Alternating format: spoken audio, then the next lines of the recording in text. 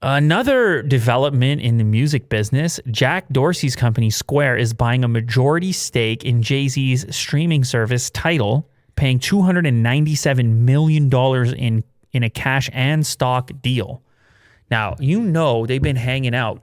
We were reporting, I remember relatively recently, there were photos of Jay-Z, Jack Dorsey, and Sean Penn on a beach. I don't remember what the context was, but they were hanging out in some tropical location, probably talking about what they're going to do about Tidal.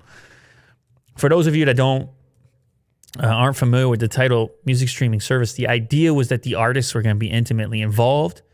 A lot of artists are on there as investors. These are the photos I was talking about. Is this photoshopped?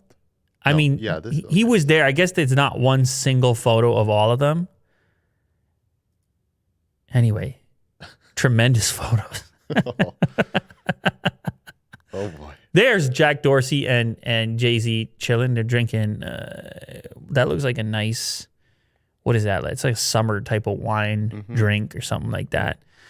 Anyway, they've been pals for a while. I think probably talking about ways to work together. And now I believe they feel that they have found a path for doing so through this investment. And Jack Dorsey addressed it on Twitter, how weird it might be. He said, why would a music streaming company and a financial services company join forces? His answer, to find new ways for artists to support their work. So Square, of course, has the Cash App. Cash App, I know, has been sponsoring a lot of people in the music business, product placement.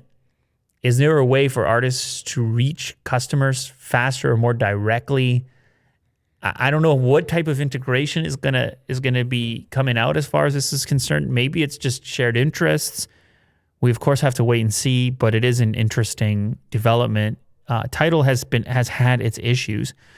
It has been, well, I guess, struggling next to some of these players. There's all kinds of players in the streaming business now, including the biggest companies in the world. Apple's in there, Google's in there, and Spotify, obviously. And so they've had to go out and raise more money, and maybe this is the solution they've been looking for. The other thing that happens through this deal, Jay-Z gets to sit on the Square board. Oh, okay. So he is going to be involved in more of what Square is doing. So that could be a benefit to Square. He'll bring his own individual insight, which could be useful for them to know as they continue to try to figure out which products appeal to artists and which products appeal to those that follow artists or would-be artists or those that purchase things from artists. You know what I'm saying here? Sure. It's comprehensive. Anyway.